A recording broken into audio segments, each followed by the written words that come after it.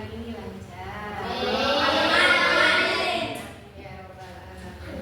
Yuk, hari ini kita akan belajar ini, konsep dasar kecerdasan artifisial. Kecerdasan artifisial itu kecerdasan buatan. Kalau zaman dulu, anak-anak pernah dengar AI? Tahu. Nah, itu bahasa Inggrisnya.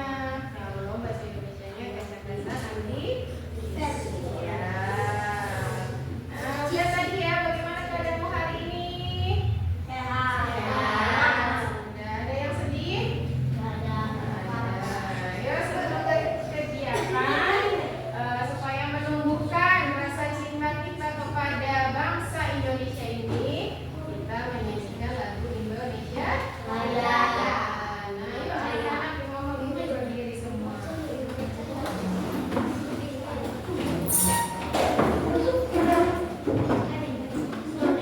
Ya.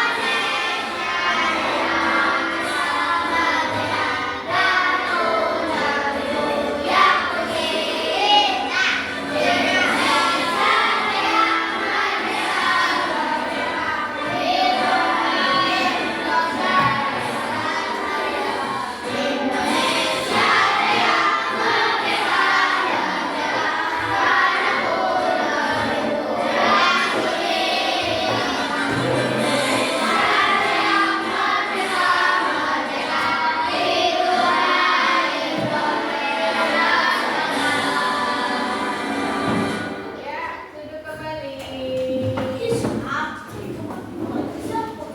Supaya lebih semangat lagi, Ibu mau ajak anak-anak bermain ini. Simon says, pernah dengar? Pernah. Simon berkata. Jadi kalau Ibu bilang Simon berkata, lanjutannya apa? Kamu harus nurutin. Misalkan Simon berkata, pegang telinga.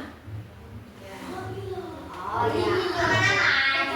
Simon berkata, pegang rambut. Ya. Pegang hidung. Jangan, karena tidak ada Simon berkata. Tuh, paham? Ya, sekarang kita mulai. Fokus, konsentrasi. Simon berkata, pegang pipi. Simon berkata, pegang telinga. Pegang lutut. Nah, kan tidak ada Simon berkata.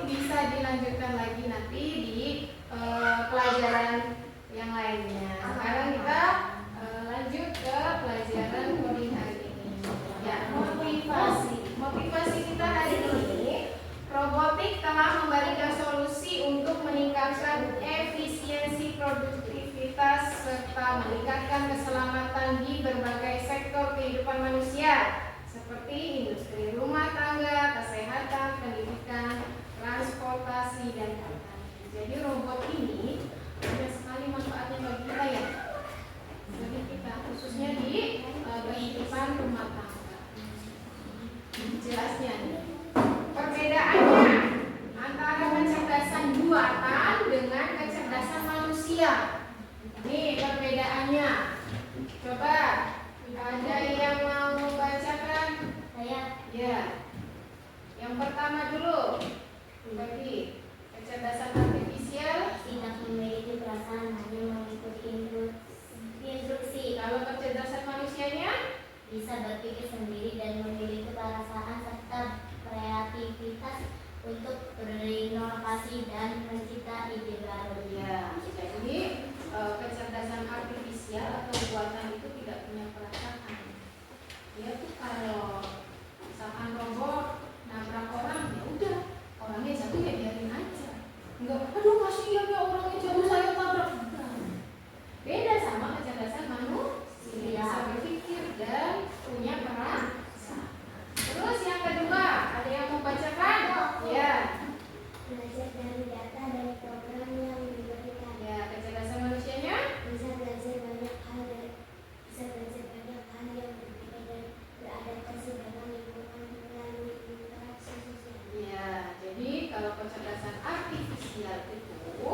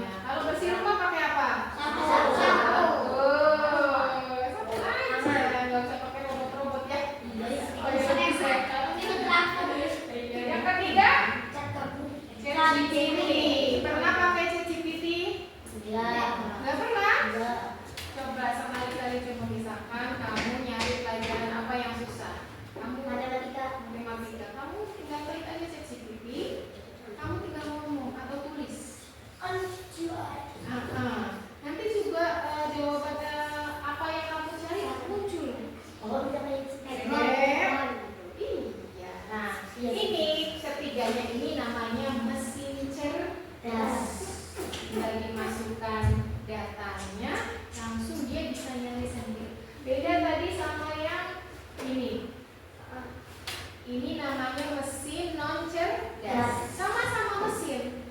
Tapi kalau ini mah penggunaannya ya sesuai dengan berulang terus. Misalkan kipas angin. Ya komponen-komponen itu kan. Terus blender juga. Kalkulator, mesin cuci. Ya buat itu saja, beda sama ini. Ini namanya mesin cerdas. Nah, tujuan pembelajaran kita hari ini yang pertama, melalui pengamatan pada video pembelajaran, peserta didik dapat memahami konsep mesin cerdas dan non cerdas yang benar. Terus yang kedua, melalui kegiatan diskusi, peserta didik dapat menganalisis contoh mesin cerdas dan non cerdas di kehidupan sehari-hari. Nah, aktivitas kegiatan nanti Ibu akan ngajak anak-anak untuk bermain kartu mesin. Jadi mengelompokkan mana mesin cerdas, mana mesin non cerdas, lalu didiskusikan maju ke depan. Nah, ini bisa Bagaimana AI seperti DeepSeek atau ChatGPT bekerja? Bagaimana cara kerjanya? Mengapa sebuah mesin bisa berpikir layaknya manusia? Ibaratnya kamu ingin membuat sebuah AI sendiri, kamu harus tahu bahwa AI bekerja dengan cara mengumpulkan data, menganalisis data dengan algoritma, proses latihan, dan mengambil keputusan.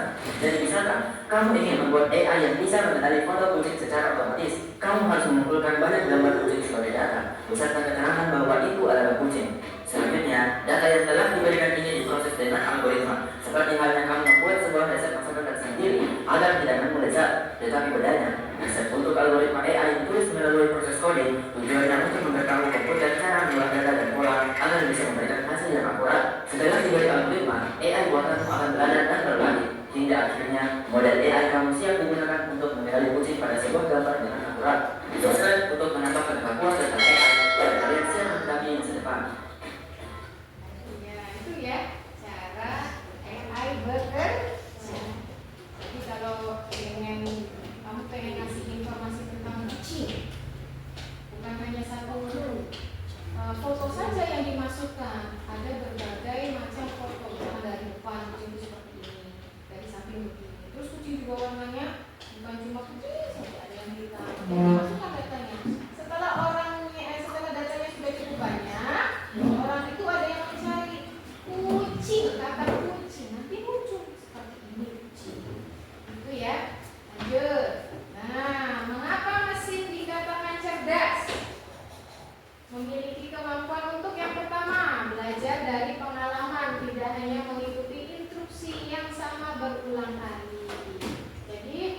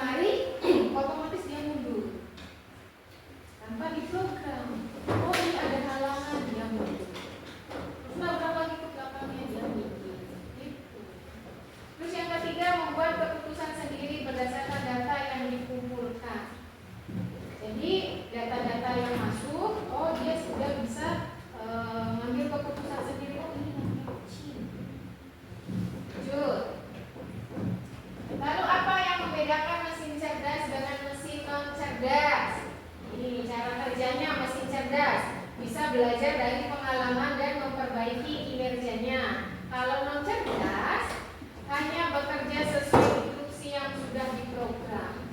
Kayak tadi mesin cuci, ya kayak gitu terus, gulung gulung gulung gulung gulung gulung. Tapi kalau kayak apa tadi mau robot pembersih itu enggak, oh sebelah sini nabrak mundur. Terus adaptasi bisa menyesuaikan diri dengan kondisi baru tanpa perlu diperintah ulang. Terus kalau non cerdasnya tidak bisa menyesuaikan diri, hanya mengikuti pola tetap saja. Terus aspek pengambilan keputusannya bisa mengambil keputusan sendiri berdasarkan data. Kalau non cerdas memerlukan intervensi manusia untuk setiap keputusan. Jadi harus perlu bantuan manusia. Lanjut nih, bagaimana cara kerja AI atau kecerdasan artifisial? Nih cara kerjanya, yang pertama masukkan data. Hanya dimasukkan semua yang banyak, terus diproses. Nah baru keluarannya itu prediksi dan output lainnya. Misalkan masukkan datanya nih ya, datanya itu gambar atau pertanyaan apa, atau perintah suara apa, atau tulisan apa. Terus prosesnya sesuai algoritma. Masih ingat algoritma? Langkah. Terus keluarannya atau outputnya, ada keputusan, ada hasil karya seni, ada prediksi, ada saran. Ini. Nah, ini pengen ngajak anak-anak itu nanti menggambar. Nanti masukannya kan gambar nih. Terus prosesnya nanti dimasukkan ke sini, ke laptop, dimasukkan. Nah nanti outputnya atau luarannya nanti ada hasil karyanya kayak tadi. Gambarnya bisa bergerak sesuai sama gerakan yang kita inginkan. Lanjut. Ada video lagi, silakan ya. Kepikiran bersih bagaimana kabar animator zaman dulu membuat animasi atau kartun. Dengan jadi begini baik, pembuatan kartun zaman dulu melibatkan proses yang berjalan lebih rumit dan terbatas jika dibandingkan dengan teknologi yang tersedia saat ini. Dimulai dengan menggunakan pensil dan kertas untuk membuat storyboard dan sketsa awal. Selanjutnya yaitu penggunaan teknik cel animation, di mana setiap karakter akan digambar pada sebuah plastik transparan yang nantinya akan disatukan untuk membuat satu adegan. Setiap karakter yang digambar akan dipasang secara berurutan di atas latar belakang, menciptakan ilusi gerakan ketika sel-sel itu dijepit bersama. Setelah semua adegan telah tersusun, maka akan dilakukan perekaman menggunakan kamera film. Dan yang tidak kalah penting yaitu pemberian sound effect dan musik agar menjadi lebih menarik. Yang pada akhirnya menghasilkan animasi atau kartun yang masih enak ditonton sampai sekarang.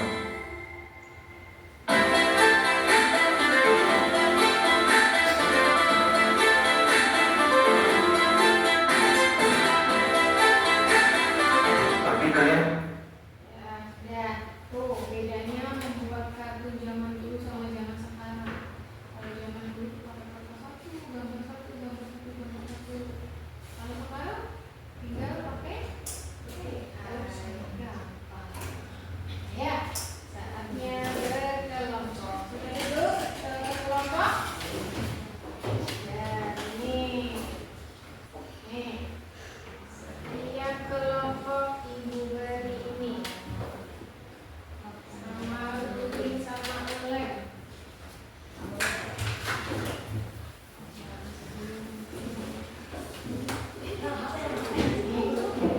Nanti tugasnya kamu gunting kartu itu tuh. Terus kamu pisahkan mana yang termasuk mesin cerdas dan mana yang termasuk mesin non cerdas. Yang mulai kerjakan. Ya.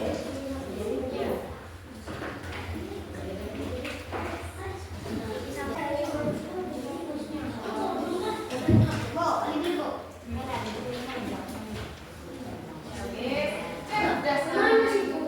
Apanya?